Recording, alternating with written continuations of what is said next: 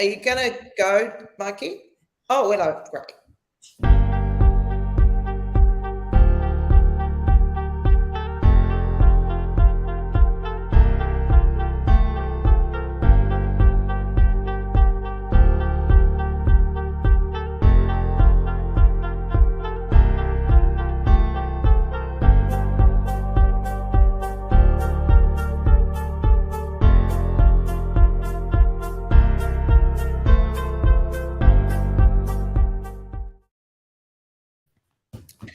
Hello, everyone. And you'll need to forgive my voice. I'm still recovering from the lurgy.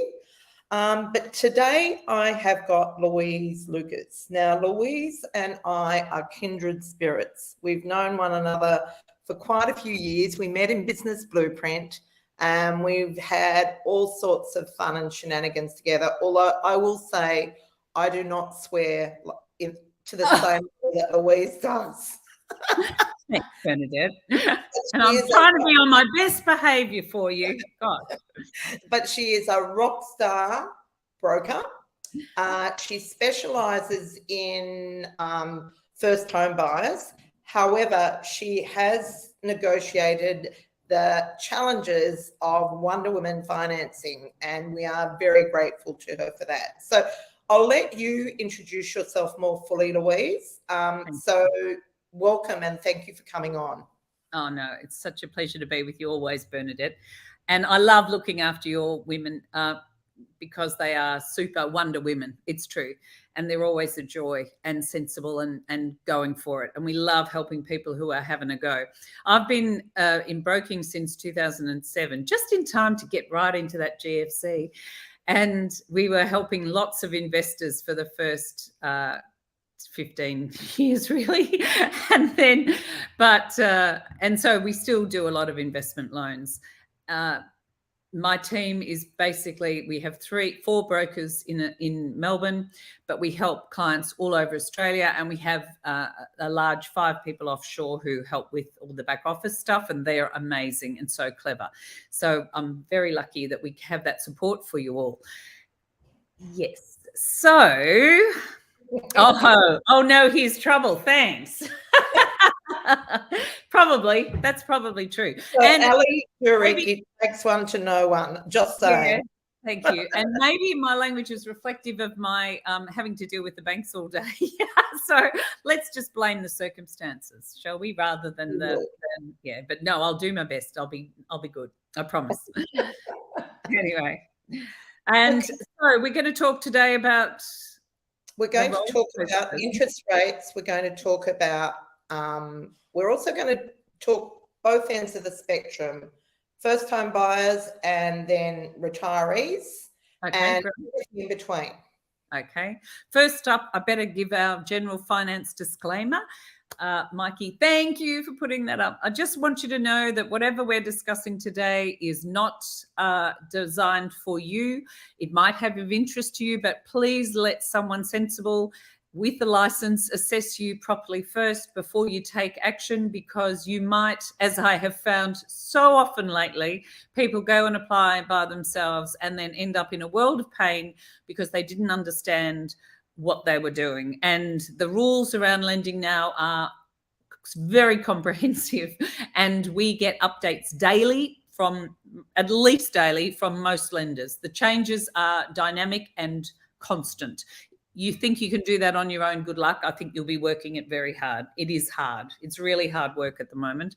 And if you've got multiple investment properties or you want to invest, it's even trickier. But there's been some good things come out of the recent rate rises, which mightn't feel like good, but some of the lenders are now assessing rental income. At one point, they used to give us 100% of the rent. Then they've dropped it to 80%. They'd only accept 80% of your rental income. Now, lots of them are moving back to 90% of the rent, which is interesting. So they're trying to counteract the effect of the interest rate rises by allowing you to use more of your rent in servicing. So that's really positive for us as an investor, and it can help a lot in what you can borrow because of the way they assess it.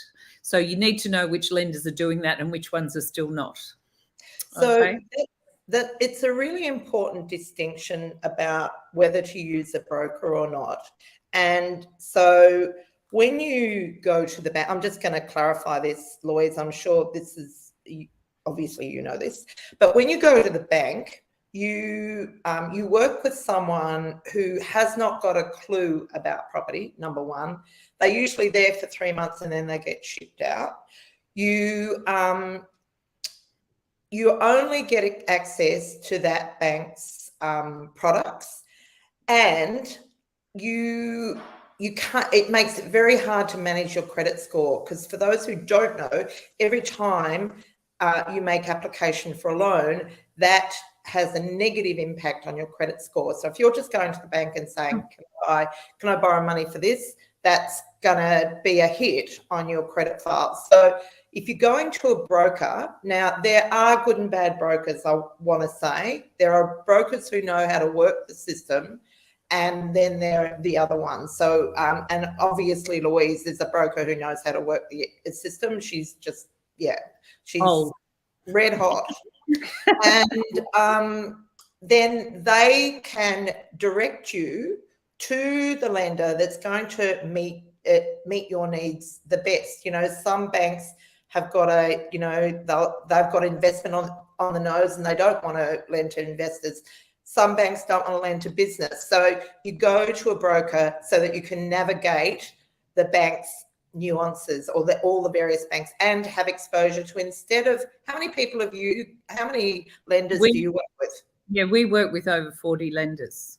Okay, so there you go. So you're absolutely right, Bernadette. And the one thing that brokers have that legally, that we are obliged, we have a best interest duty. So we have to provide advice in your best interest. And if that includes not working with me and going somewhere else, I do that as well.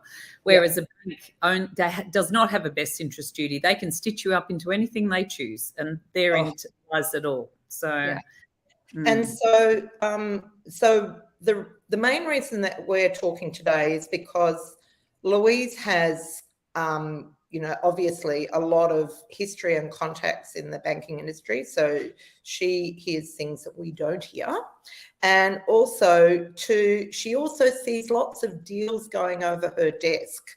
So I'm always interested in what she's got to say about what's going on. Now, we had another interest rise yesterday, which I shouldn't say nobody was expecting, but very few people were expecting.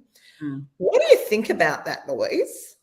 Well, I think they've cooked the goose a bit hard, actually. I think they could have waited a bit longer. And I suspect, although some of the economists were saying, yes, they'll definitely rise again. And part of the reason why is because they see savings in people's offset accounts as counting against us.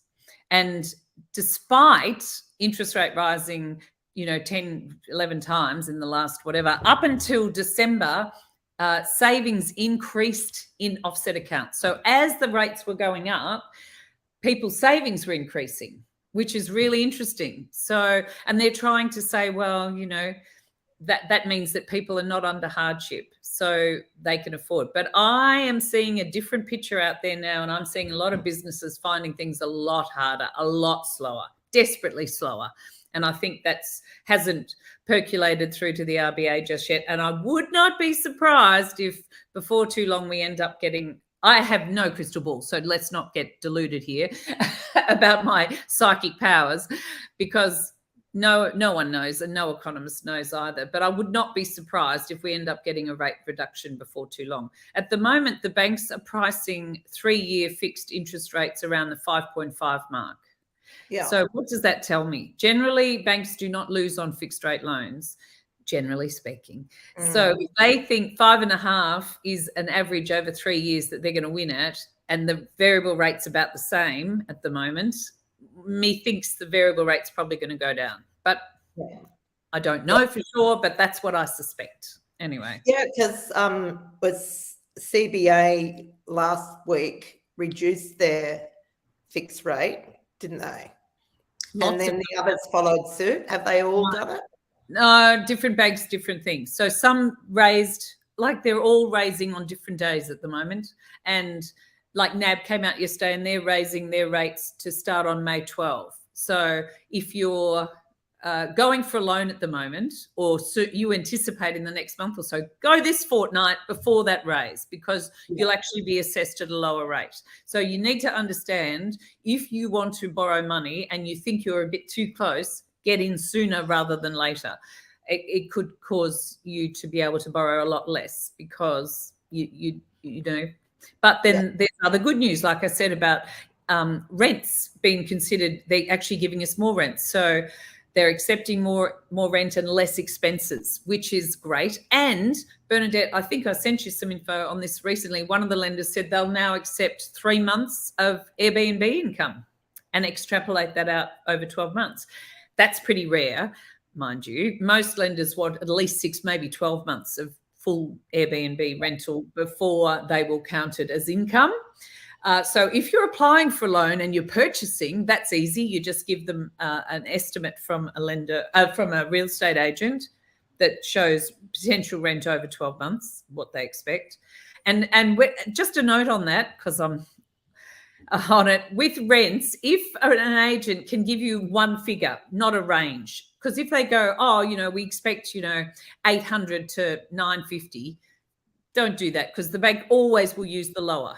They will always use the 800. So if you can, just get a figure, 900, bang, and then we can use the 900. So just as a word to the wise, when you're asking agents for that sort of information, make it really clear what you want, and most of them will oblige you.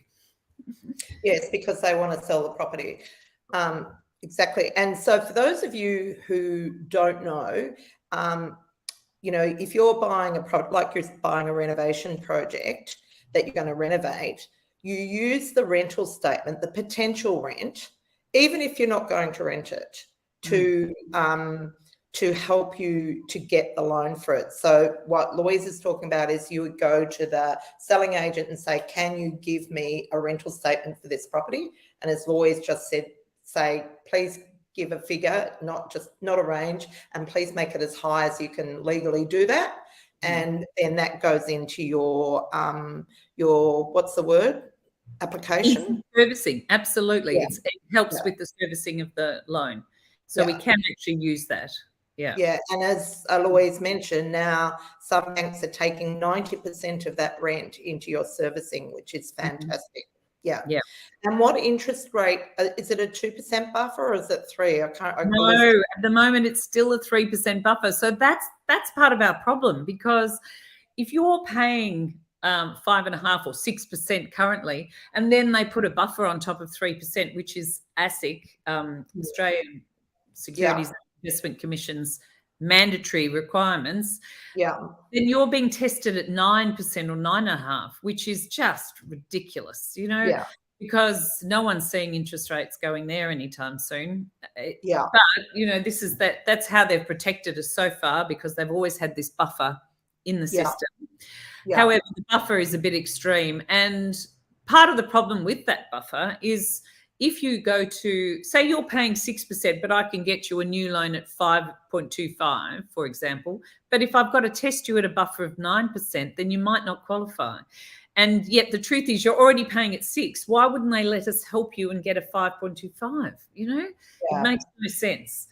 It's they should be able, if you can pay it at the current rate, you should be able to pay it at the cheaper rate, and at least then you've still got a couple of interest rate rises. So lots of people are lobbying ASIC at the moment to say, how about doing something about the buffer, because it is a bit severe. But it'll be interesting to see what effect it has. And that was the other thing, like, people are now above whatever their buffer was when they got their loan. So that's why they're feeling the pinch, maybe, because when we serviced them originally at 2%, they were already paying 5%, but now they're paying 5%. They're feeling it really, and going into 6%, it's getting a bit uncomfortable. And so people had loans which they're now paying $1,000, a month more for. Well, finding another $1,000 can be quite painful. Absolutely. Now, so is that freaking out first home buyers? First home buyers are still buying, absolutely, because rents are rocketing. Yeah. So if you're investing and you want to rent out, there's lots of opportunities for you. So people are more scared often about staying in rental and not being able to afford it or get something that they like. So they figure, well, we may as well pay our own mortgage. Absolutely. So, Absolutely. yeah. And there are lots of incentives in terms of the deposit. Yes, it's great. So do you want to talk us through those? Yeah, sure. I'll give you a great example. Young client of mine bought a property in Victoria. So that has different rules in each state.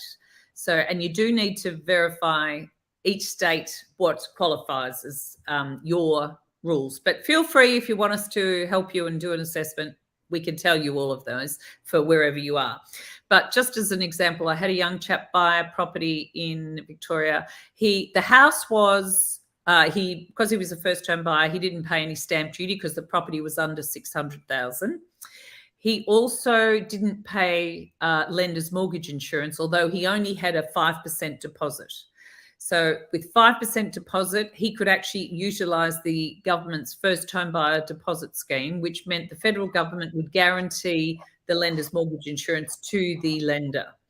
And that's great because you can save $10,000, on that. So that's a great deal, and means he could need to put less money into the deal.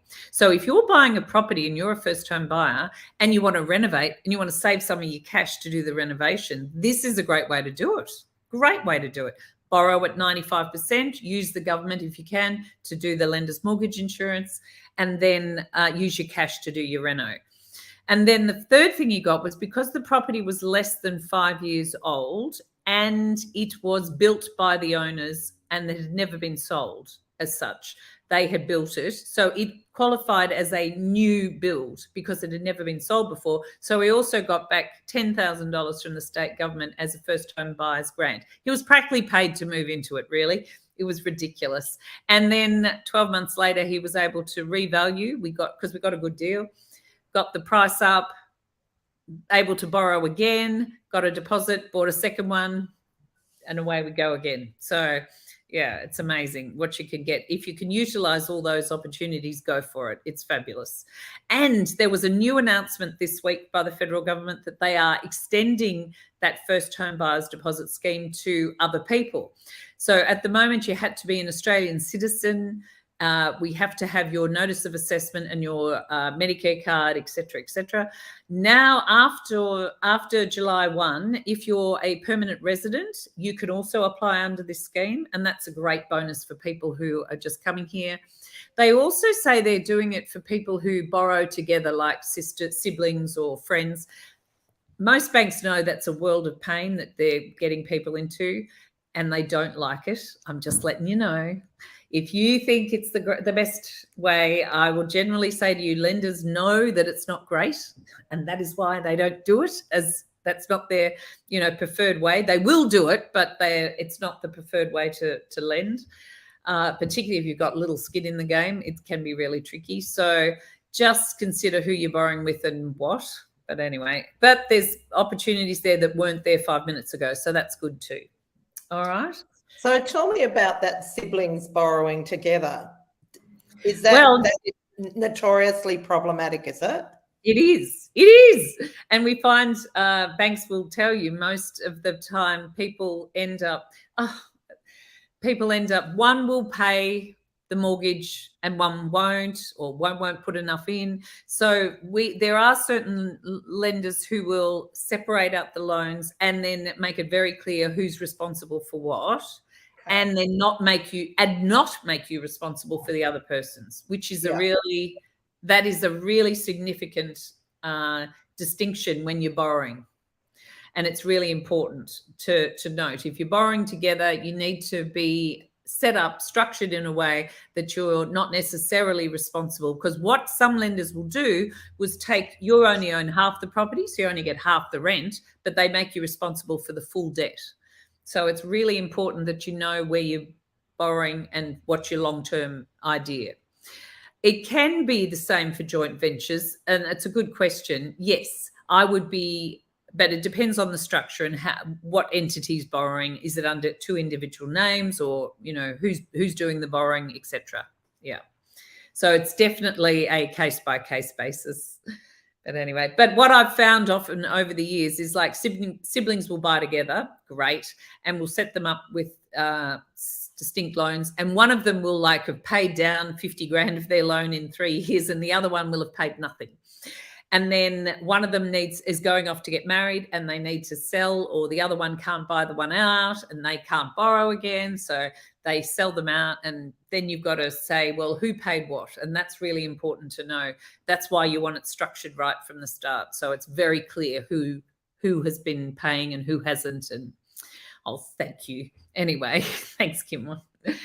Yeah, just so you know, it's really tricky to anticipate. This isn't just I'm borrowing today and these are my circumstances. You actually have to consider, well, what's going to happen over the next 5 to 10 years, and what will we end up with?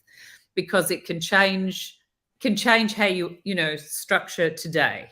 Anyway, but you've got to know. So don't go when you go to the bank. They're not going to ask you these questions because they haven't seen the war zones that I have, maybe. So anyway, just so you know. That's awesome. Look, my experience, like we do borrow through the bank because obviously when you are flipping, that's. I love you telling them that. Thank you, Bernadette, because flipping's one of those things, people. The brokers, we don't get paid if the loan is not staying in place for 2 years or more. They just claw back what they paid us. So that can be really, really devastating when you've worked really hard for someone, got them a great loan, and then they either sell it or refinance, and then, or whatever's happened in their life. And then the whole money that you earned is taken from you. It's pretty devastating, let me tell you. So. Absolutely. So, where was I going with that? I've forgotten now. Sorry, it's my fault. Doesn't matter. Okay. What I wanted also to talk about is, I know I touched on this with you the other day, but because we have a strategy called Renovate Your Retirement, yes, and often people are concerned, towards retirement. May not have the same borrowing capacity. And so I thought that it was worth talking about the reverse mortgage. Now, Fantastic. Before we launch into it, personally, I would never do it and have the interest eating away at my equity. I'd do it only as a short-term cash thing. But can you explain how that works? I can. I used to think reverse mortgages were really, so evil. But as it turns out, when clients have asked me over the years, and now I've done quite a lot of them, I go, this actually works for people really well. It can work for people really, really well, depending on your circumstances, of course. And so you can borrow depending on the youngest person in the household. So they have to be over 60. As long as the youngest person in the household is over 60, they can borrow, and it's all then a percentage of the value of the property. So, for example, if you had a $1.5 million property that had no debt on it, preferably, and you're 65, you could borrow about $375, for example. All right.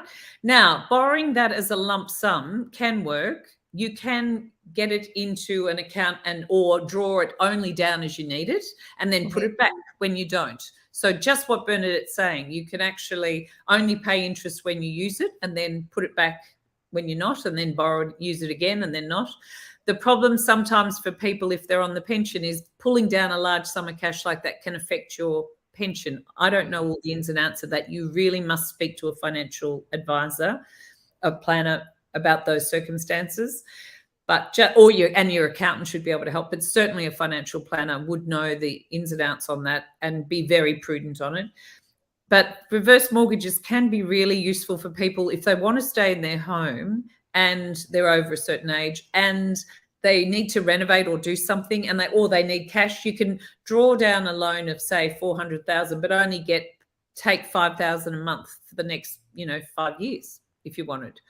And that's great. So you're only paying interest on the part that you're borrowing. So at the end of first year, you owe 60 grand. You're only paying interest on that, and you just get your $5 grand a month. It's fantastic, and that improves people's life enormously just knowing that money's coming every month. And if you've got a big property that's unencumbered and you at the time you can't afford your rates, well, how great to be able to get a loan like that. It's fabulous for people, and it really gives them great reassurance. But anyway, that's awesome. Well, you've been an absolute fountain of information today. I think we've pretty much covered the main topics. I was going to ask you how far do you think the Reserve Bank will go with interest rates, but I decided that's probably not much use. No, my crystal ball. As I've said, though, no, I'm really anticipating they will come off. But when? Yeah. I'm not sure. And boy, they're giving him rum in the paper. They definitely want him sacked, don't they? It's just like, because people are like, you do not know what you're dealing with out there in the community. It is a different story for people in business. I think of starting to really feel the pinch. So it might take a while to show in the stats. I think that's the problem. But the stats they're looking at and what effect it has is maybe two different things to us. So there. But the other thing, and I think this is a problem with statistics, is like it's over the whole population. And of course, you know, like everything, 80%, like probably not in the situation that they're talking about. It's probably 20%, if that, people that are saving, and it's the 80% that are suffering as a result of their saving. So I think that, there's lots of factors to work. Well, they say over the population of Australia, a third of people own their house outright. A third are paying a mortgage, and a third are investing. I think have more than one and have a loan. So, there's a lot of people who've borrowed and are feeling it. I know people are feeling very uncomfortable. Yeah, sorry. But just on that note, finally, please don't suffer alone. If you're just worried about money and you want to talk some strategies on how to deal with it, ring me. Don't hesitate, because I'd hate to see someone out there suffering. And I always have ideas of what to do, because there's heaps of them. And I was even talking to a young first home buyer, and she said, what am I going to do if rates go up? I go, right, well, that's easy. Let's brainstorm now. How can we manage this? So could you rent out a second bedroom? Can you move back to mum and dad's and rent the place out? Yes, you can. Great. Well, would the rent do it? Yes, it would. So hallelujah, happy days, So there's lots of things you can do, and maybe just borrow a little bit more and always have a buffer. I always advise people, try and get that extra 20K if you can, as a buffer account with offset or money in it, just sitting there, not paying interest, just waiting for you in case of that emergency. So you never feel like you're under pressure, always keep something in reserve. But anyway. Absolutely. We've always had that. And I just never, like, if I get a surprise bill, I never panic about it, because I know that I've got that just sitting there. Yeah. The bank doesn't like it very much, but that's not our problem. They're not exactly losing in this country. No. They win, so it's okay. Just one more thing. So you're seeing deals come over your desk. Generally, when you buy an investment property, it's nearly always negatively geared, isn't it? It's pretty well always, yeah. Yeah. So is that still the same with the increased interest rates, rents? Is that making any difference to that scenario? No. No, the interest rates are well and truly compensating for any increase in rents. It's possible that someone has so low a debt. I did see one actually today. They had a net effect of rent was positive, but they've had that property probably 10 years. So that in those circumstances, maybe. Yeah. Okay. But then it depends. So then that's a whole nother strategy. What are you going to do about it? So sometimes we might then convert a loan that was principal and interest to interest only. It means you're increasing your interest payment and the interest rate is higher, but it might help you for tax purposes. Sometimes accountants advise to do that. So there's some options there to have a look at. Yeah. Excellent. So if someone wants to get in contact with you, what do they do?